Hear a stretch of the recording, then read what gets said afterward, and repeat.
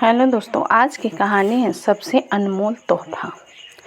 Railway station पर side में लेटी हुई महिला दर्द से कराह रही थी। मुझे ऐसा प्रतीत हुआ कि उसे कोई भारी पीड़ा हो रही है। अन्य यात्रियों की भांति मैंने भी उसे नज़रअंदाज किया। मेरे साथ मेरा 8 वर्ष का बेटा अंश भी था। वह उस बुढ़िया के दर्द को दिल से महसूस करके उसकी ओर टकटकी लगाकर देख रहा। पापा, ये बुढ़िया क्यों चिल्ला रही है? इसे क्या परेशानी है? अंश ने मुझसे पूछा और तब मैंने जवाब दिया, बेटा, इसे कहीं दर्द हो रहा होगा या फिर इसे कोई अन्य परेशानी होगी। पापा, गाड़ी तो 1 घंटा लेट है। अंश फिर बोला। मैंने हाँ में जवाब दिया। यह तो बहुत कमज़ोर हो गई है, बेचारी दर्द से कितना कराह रही है। पापा, क्यों न इसे हम दवाई दिला दें? अंश ने जब मुझे कहा तो मैंने उसे समझाते हुए कहा, बेटा, हम इसे दवाई क्यों दिलाएं? हम तो इसे जानते तक नहीं हैं और देखो कितनी गंदी है। लगता है कई दिनों से नहाई भी नहीं है। कोई देखेगा तो हमारा मजाक बनाएगा। पापा, आप ही तो कहते हैं कि गरीबों और असहायों की जो मदद करता है तो भगवान उस पर सदा मेहरबान रहते हैं। इसलिए हमेशा दूसरों की सहायता के लिए अग्रसर रहना चाहिए। और आज आप कह रहे हैं कि कोई देखेगा तो क्या कहेगा? हमारा मजाक बनाएगा। मेरी समझ से दूसरों की सहायता करने पर हमारा मजाक कोई नहीं बनाएगा। अगर पापा कोई बनाता है तो बनाने दो। हमें अपने कार्य पर ध्यान देना चाहिए। ऐसा आप और माँ दोनों लोग कहते थे, परंतु आज आप। अंश ने मुझे उल्टा समझाते हुए कहा। तब मैंने फिर उसे समझाकर बताया कि बेटा, वह नाटक कर रही है।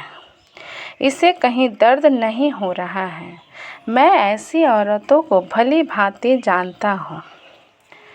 नहीं पापा, यह नाटक नहीं कर रही है। मैं जाकर देखता हूँ। इतना कहकर अंश दौड़कर बुढ़िया के पास जाकर फिर बोला, पापा, जल्दी आओ, देखो इन्हें कितनी तेज बुखार है। मैंने जानबूझकर उसके बुलाने की आवाज़ को अनसुना कर दिया, परंतु अंश के बार बार बुलाने पर मैं उसके पास गया और देखा कि बुढ़िया काफ़ी गंदी है और बुखार की तपन से कराह रही है। पापा, चलो इन्हें दवाई दिलाकर आते हैं। अंश ने फिर मुझसे एक उम्मीद भरी नज़र से देख कर कहा। मैंने भी आवेश में आकर कह दिया, चलो चलते हैं। मेरा इतना कहने पर अंश के चेहरे पर खुशी की झलक दिखाई देने लगी थी, जो कि कुछ क्षण पहले अदृश्य थी। यह देख मेरे दिल में उस असहाय महिला की मदद करने के लिए दिल में श्रद्धा और प्रेम भाव जागृत होने लगा था। पास के दवा घर से हमने उस बुढ़िया को दवा दिलाई। कुछ देर बाद उस बुढ़िया को जब कुछ राहत मिली तब बुढ़िया हमें दुआओं की पोटली देती जा रही थी। भगवान तुम्हारा भला करे। तुम दोनों सदा सुखी रहो। तुम्हारा घर सदा धन्य धान्य से भरा रहे। भगवान तुम्हारे जैसे बच्चे हर माँ को दे।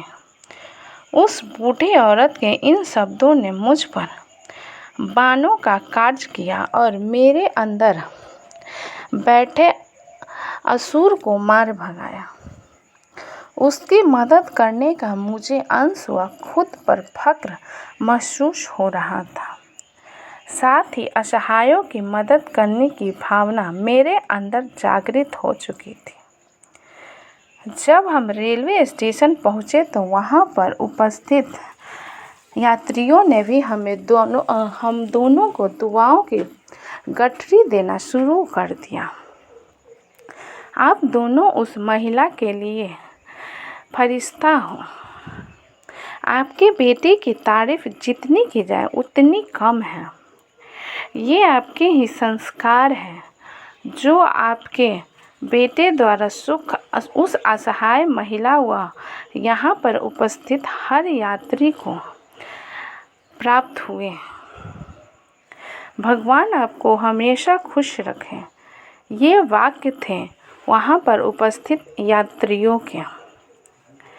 कुछ यात्री कह रहे थे कि हमें इस बालक से सीख लेनी चाहिए।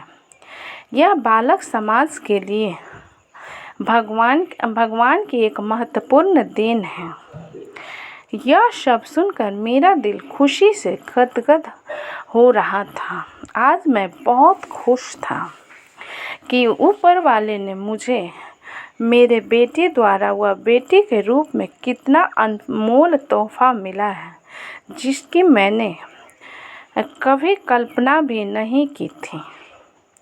यह सोचते सोचते मैंने अपने बेटे को सीने से लगा लिया और कहा, थैंक्स बेटा। इतना सुनकर अंश मेरे सीने से चिपक जाता है और आई लव यू पापा, आई लव यू बेटा, मैंने भी पलट कर जवाब दिया। दोस्तों, कहानी कैसी लगी मुझे कमेंट में लिखें। अच्छी लगी तो प्लीज़ चैनल को लाइक करें, सब्सक्राइब करें एंड शेयर करें। कहानी अच्छी लगे तो प्लीज़ चैनल को सब्सक्राइब करें, अपना सपोर्ट करें। अपना कीमती समय देने के लिए धन्यवाद।